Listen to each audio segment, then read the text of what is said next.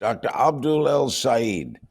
He says the United States is suffering from a political epidemic in addition to the pandemic we're currently in, and he offers a far-reaching prescription for that in a new book, Healing Politics, a doctor's journey into the heart of our political epidemic. He joins me from Michigan.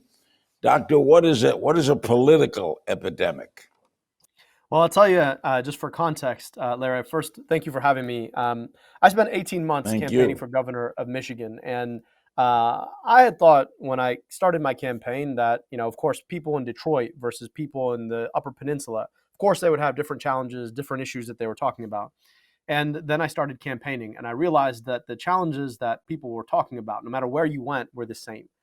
And I'm an epidemiologist by training. And so I'm taught to make sense of the patterns that I see in populations, except for in the past, I was looking at data sheets. And now I was meeting people in their living rooms and their VFW halls.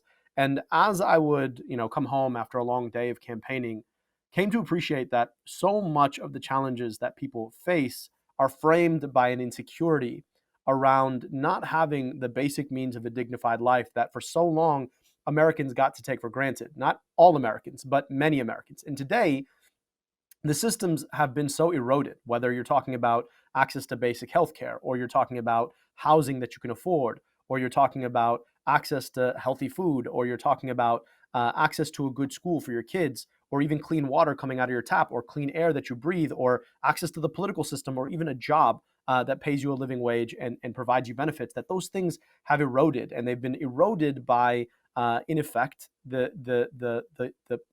powerful and wealthy in our society putting up more and more exclusions for the well-being of their bottom line rather than the well-being of people. And so this insecurity is an epidemic that I think is really framing our politics.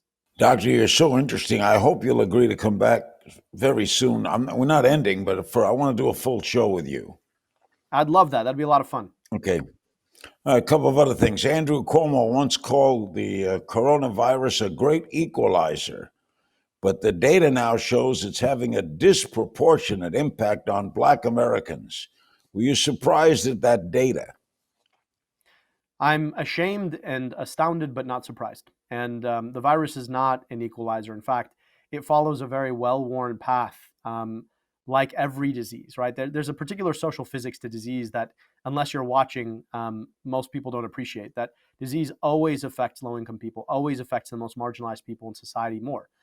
Take Detroit, for example, where 40% of all deaths have been to COVID have been to Black Michiganders, where only about 14% of Michiganders are Black. But then you look at infant mortality and you realize that, well, a Black baby has 2.3 times the likelihood of dying before the age of 1 than a white baby. Now, infant mortality and COVID-19 are two very different outcomes, but the physics, the social physics of disease still applies. And so it teaches you something. It shows you something about how a virus like this, or how a baby dying, breaks open the social inequality that patterns all of these outcomes. The guest before you, Dr. Oz, spoke at least about opening more opportunities to investigating the world of this anti-malaria drug. What do you think of that? I mean, I think that's really important. We need to study every plausible treatment for this disease. The challenge, though, is that in science we never want to put the cart before the horse, and I'll give you an example of why, Larry. Aspirin is probably something you take daily. It's something that almost all Americans over a certain age take daily. It's a really, really safe and effective drug. The challenge, though, is if you give aspirin to a child with a fever, it can cause a really serious reaction called Rye syndrome. And so we can't just assume that any medication, because it is safe for another person suffering another disease, is going to be safe in somebody else. And so we really do need science to just to take its time and study this to make sure that it is safe and effective for treatment. And meanwhile, I've seen the president pushing this particular medication, hydroxychloroquine and azithromycin. And what's happened is that, for people who have rheumatoid arthritis or lupus, for which this is an important treatment, they're seeing that they're not able to fill their prescriptions because there's been a run on it. And that's really bad. So there's a danger in jumping the gun anywhere.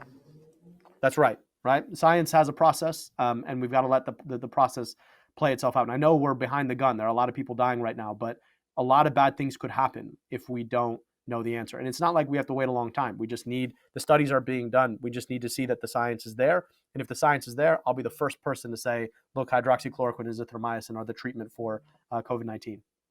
Dr. El-Sayed, thanks for your time today. I'm glad you're going to be returning because I want to spend a lot more time with you. I look forward to that, Larry, and thank you for having me on. I appreciate it.